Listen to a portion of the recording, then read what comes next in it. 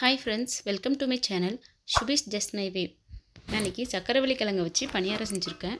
இது ரொம்ப ஹெல்த்தியான ஒரு பணியாரம். ஏன்னா இதில் வந்து சக்கரவள்ளி கிழங்கோட சேர்த்து நான் கோதுமை, நாட்டு சர்க்கரைலாம் சேர்த்திருக்கேன். நீங்கள் பனவெல்லம் இருந்தால் அது கூட சேர்த்து செய்யலாம். வாங்க எப்படி செய்கிறதுன்னு பார்க்கலாம். இதுக்கு நான் கொஞ்சமாக வந்து சக்கரவள்ளி கிழங்கு வந்து கழுவிட்டு எடுத்திருக்கேன்.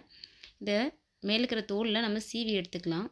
ஏதோ ஒரு பீலர் வச்சு நீங்கள் மேலே இருக்கிற தோலை சீவி எடுத்துக்கோங்க.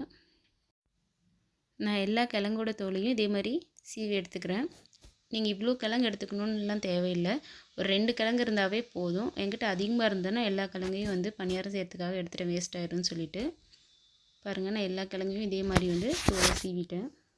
இப்போ நான் என்ன பண்ணுறேன்னா ஒரு கிரேட்டரை வச்சு எல்லாத்தையும் துருவிக்கிறேன். இந்த மாதிரி எல்லா கிழங்கையும் நம்ம துருவிக்கலாம். இது ரொம்ப ஹார்டெல்லாம் இருக்காது, சாஃப்டாக தான் இருக்கும். ஈஸியாகவே துருவிடலாம். ஒரு 10 மினிட்ஸ்லேயே நான் எல்லா கிழங்கையும் சீவிட்டேன். இந்த மாதிரி வந்து சின்ன சின்னதாக நம்ம பொடிசாக வந்து துருவிக்கலாம். நான் எல்லா கிழங்கையும் துருவிட்டு காட்டுறேன் பாருங்கள். எல்லாத்தையும் இது கொஞ்சம் அதிகமாகவே இருக்குது. இவ்வளோ தேவைப்படாது நமக்கு பணியாரத்துக்கு. உங்கள்கிட்ட அதிகமாக இருந்துச்சுன்னா அதிகமாக போட்டுக்கோங்க. இப்போ வந்து நான் மாவெல்லாம் போட்டு கலக்கிக்கலாம் பணியாரத்துக்கு. இதுக்கு வந்து நான் வந்து 2 கப் கோதுமை மாவு வந்து எடுத்துக்கிறேன். நான் இப்போ வந்து 1.5 கப் மட்டும்தான் போடுறேன். நீங்கள் இப்போவே 2 கப் கோதுமை மாவும் போட்டுக்கலாம். நான் பார்த்துட்டு போட்டுக்கலான்னு சொல்லி 1.5 கப் மட்டும் போட்டேன். ஆனால் கண்டிப்பாக இதுக்கு வந்து 2 கப் கோதுமை மாவு வந்து போடணும்.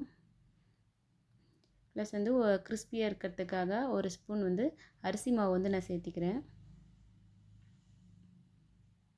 நாம் வந்து கோதுமை மாவில் செய்கிறதுனால கொஞ்சம் டைட்டாக இல்லாமல் இருக்கிறதுக்காக ஒரு பிஞ்ச் வந்து சோடா உப்பு, ப்ளஸ் ஒரு பிஞ்ச் வந்து சால்ட் வந்து நம்மளோட அந்த ஸ்வீட்னஸ் வந்து என்ஹான்ஸ் பண்ணி கொடுக்கும். அதுக்காக சேர்த்திக்கிறோம்.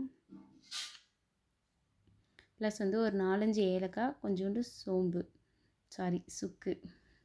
இது எல்லாத்தையும் வந்து நம்ம வந்து பூண்டு இடிக்கிற அந்த கல்லில் வச்சு தூள் பண்ணி எடுத்துக்கலாம். அதையும் வந்து நான் இதில் சேர்த்திக்கிறேன் ஃப்ளேவருக்காக. நம்ம சுக்கும் ஏலக்காவும் போட்டதுனால நல்லா டைஜஸ்ட் ஆகும், ஜீரண பிரச்சனை எதுவும் வராது. ப்ளஸ் ஸ்வீட்க்கு வந்து நான் வந்து நாட்டு சக்கரை வந்து 1 கப் எடுத்திருக்கேன். உங்களுக்கு வந்து ஸ்வீட் வந்து இன்னும் கொஞ்சம் அதிகமாக வேணும்னா 1.5 கப் வரைக்கும் சேர்த்திக்கலாம்.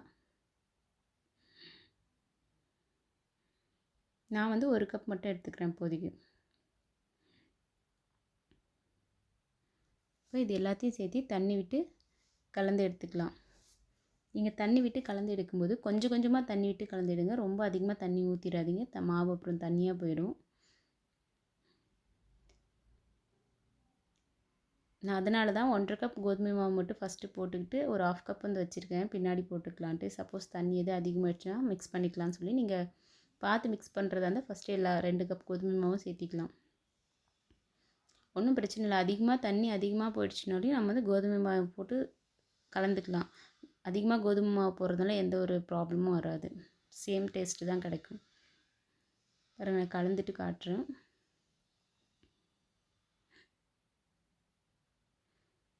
இந்த மாதிரி ஒரு சின்ன கரண்டியை வச்சு உள்ள விஸ்கில் என்னால் மிக்ஸ் பண்ண முடியல, அதனால் கரண்டியிலே வச்சு மிக்ஸ் பண்ணுறேன். வச்சு இந்த மாதிரி நல்லா கலந்து விட்டுருங்க. நான் அந்த 1/2 கப் கோதுமை மாவு வந்து போடாமல் வச்சுருந்தேன்ல, அதை இப்போ போட்டுக்கிட்டேன். டோட்டலாக வந்து 2 கப் கோதுமை மாவு, 1 கப் வந்து நாட்டு சர்க்கரை சேர்த்திருக்கேன், ஒரு ஸ்பூன் வந்து அரிசி மாவு. அவ்வளோதாங்க இன்க்ரீடியன்ட்ஸ். நீங்கள் வந்து கோதுமை மாவு இன்னும் ஒரு 1/2 கப் கூட எக்ஸ்ட்ரா வேணுன்னா கூட போட்டுக்கலாம், உங்களோட இஷ்டம் அது. இது எல்லாத்தையும் நல்லா மிக்ஸ் பண்ணிக்கிறேன். இது இட்லி மாவோட இன்னும் கொஞ்சம் திக்காக இருக்கிற மாதிரி மிக்ஸ் பண்ணிக்கணும் நம்ம. பாருங்கள், இந்த மாதிரி ஒரு பதத்தில் வந்து எல்லாத்தையும் கலந்து வச்சுக்கலாம். அவ்வளோதான், மாவு வந்து ரெடி ஆகிடுச்சு. இது ஒரு 5 மினிட்ஸ் அப்படியே ஊறட்டும். நம்ம வந்து பணியாரக்கல்லை வந்து அடுப்பில் வச்சு ஹீட் பண்ணிக்கலாம். அதுக்கு முன்னாடி கல் சூடானதுமே எல்லா குழியிலையும் நான் கொஞ்சமாக வந்து எண்ணெய் ஊற்றிக்கிறேன். அப்போ தான் நமக்கு வந்து ஒட்டாமல் வரும். ஒரு 1/4 ஸ்பூன் எண்ணெய் ஊற்றினாவே போதும் எல்லா குழியிலையும். பாருங்கள், நல்லா சூடாயிடுச்சு எண்ணெயும். இப்போ வந்து நான் மாவு வந்து கொஞ்சம் கொஞ்சமாக ஒரு கரண்டியில் எடுத்து இதில் ஊற்றிக்கிறேன். இதே மாதிரி நீங்களும் செய்யுங்க.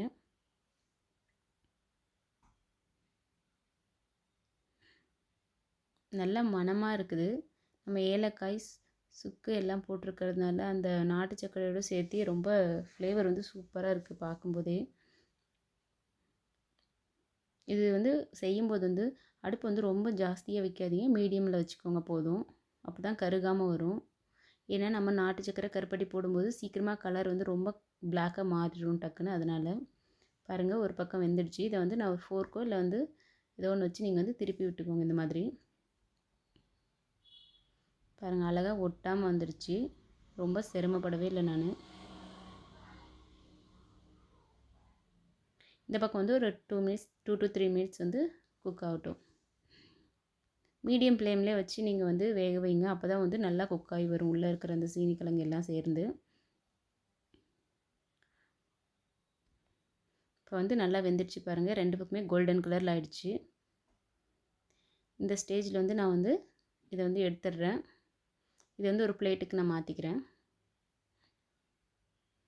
ரொம்ப ஈஸியாக செஞ்சிடலாங்க, ரொம்பலாம் கஷ்டப்படவே தேவையில்லை. இந்த மாதிரி கொஞ்சம் வித்தியாசமாக செஞ்சு கொடுக்கும்போது குழந்தைங்களும் நல்லா சாப்பிடுவாங்க, எப்பயுமே ஒரே மாதிரி செய்யாமல். இப்போ வந்து சீனிக்கிழங்கு வந்து சீசன், கண்டிப்பாக வாங்கி ட்ரை பண்ணி பாருங்கள். ட்ரை பண்ணி பார்த்துட்டு எப்படி இருக்குன்னு கமெண்ட் பண்ணுங்கள். பாருங்கள், சூப்பராக இருக்குது பார்க்கும்போதே. ரொம்ப சாஃப்டாக வந்திருக்குது. நீங்களும் இதே அளவில் வந்து செஞ்சு பாருங்கள். உங்களுக்கு இந்த வீடியோ பிடிச்சிருந்துச்சின்னா மறக்காமல் என்னோடய சேனலை சப்ஸ்கிரைப் பண்ணிக்கோங்க. பக்கத்தில் இருக்கிற பெல் பட்டனையும் கிளிக் பண்ணிக்கோங்க. அப்போ தான் அடுத்தடுத்து போடுற வீடியோ வந்து உங்களுக்கு நோட்டிஃபிகேஷனாக வரும். Thank you friends.